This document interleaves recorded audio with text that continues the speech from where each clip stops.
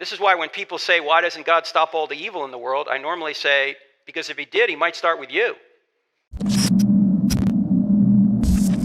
I struggled with this question. I'm a Christian myself. In the book of Daniel, there's an angel that's delivering a message, and he's delayed 20 days by the prince of Persia, who's a demon. Yes. And I struggle with the question, how can a demon have so much power over one of God's angels? Only the power that God allows him to have. God can use even demonic forces for his ends. So God allows demonic power, just like he allows us to do bad things.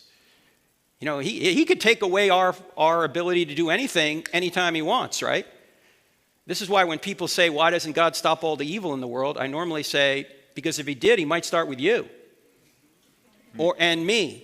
I mean, why do we always complain about other people doing evil? We say, God, why don't you stop him? God, why don't you stop her? God, why didn't you stop the shooter? Ladies and gentlemen, if God were to stop evil at midnight tonight, would you still be alive at 12:01? None of us would be. So, God has his reasons for allowing free will to be played out, but he's ultimately going to redeem the choices that we make.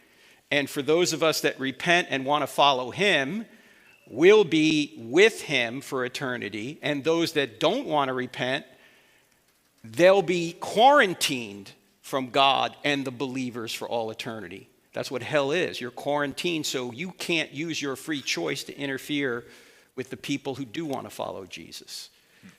So there's two places, two sections in eternity, smoking and non-smoking, and you want to be in non-smoking.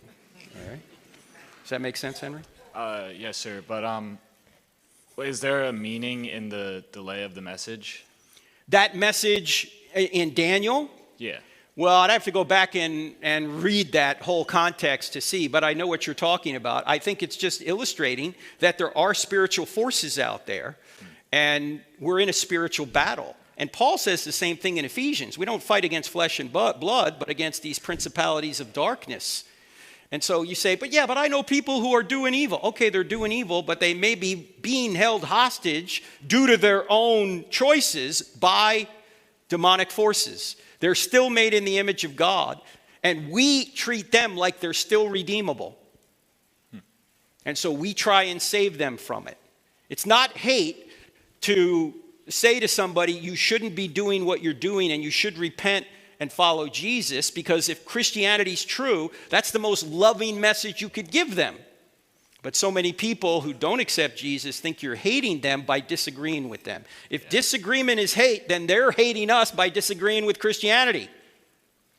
So the loving thing to do is to tell people the truth. In fact, Thomas Sowell, you guys know who Thomas Sowell is? Brilliant economist. I don't even know if Thomas Sowell is a Christian, but he's 95 years old now, and everything he says is brilliant practically. He says, when you want to help people, you tell them the truth. When you want to help yourself, you tell them what they want to hear. How often do we tell people what they want to hear rather than what they need to hear? You know why we tell them what they want to hear? It's because we don't want them mad at us. You know what we're doing? We're sacrificing them for our benefit. When love says the opposite, you sacrifice yourself for their benefit. You reach out to them to help them even if they get mad at you for it.